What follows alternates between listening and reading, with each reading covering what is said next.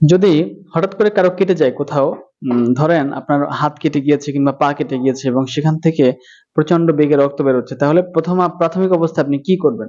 অনেকে কিন্তু এই কেটে যাওয়া স্থানে পেস্ট দিয়ে থাকেন, অনেকে গাছে পাতা দেন, অনেকে কিন্তু দাঁতের মাজন দেন। এগুলো আসলে কোনোভাবেই অ্যাকসেপ্টেবল না, এগুলো না দেওয়াই ভালো। এই ক্ষেত্রে আপনার প্রাথমিক যে কাজটি করবেন সেটি হচ্ছে আহ, পরিষ্কার কোনো গামছা কিংবা ওড়না দিয়ে আপনারা ক্ষতস্থানটি ভালো করে বাঁধতে পারেন এবং বাঁধার আগে আপনারা কোনো কাপড়ের টুকরা কিংবা অন্য একটা গামছা সেখানে ভাঁজ করে আগে দিবেন, প্রেসার দিয়ে চারকোনা করে আগে ভাঁজ করে মোটা করে দিবেন, এই পরিমাণ মোটা করে সেখানে দিয়ে এরপরে অন্য একটি গামছা দিয়ে সুন্দর করে ২, ৩ বা ৪টা পেঁয়াজ দিয়ে সুন্দর করে প্রেসার দিয়ে বাঁধতে পারেন। এবং তাতেও যদি দেখেন যে আপনার ব্লিডিং কন্ট্রোল হচ্ছে না, সেই ক্ষেত্রে কিন্তু আপনারা হাত দিয়ে ম্যানুয়ালি কিন্তু আপনারা সেখানে চেপে ধরতে পারেন।